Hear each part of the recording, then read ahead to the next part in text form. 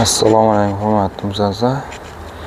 Bizlar setchi so'rab bo'lganlar uchun setchilarimiz keldi. Setchi profilli mokriy svet, avtonom geldi, zolotoy svetdan ham geldi. Hamma rangidan geldi setchidan, surma setchidan. Kimga kerak bo'lsa bemalol aytaversa, ishlab beramiz. Men ishlash zararını şunattirib, saklab ko'rib, yengil asladon atib ishlab beramiz. Shunattirib.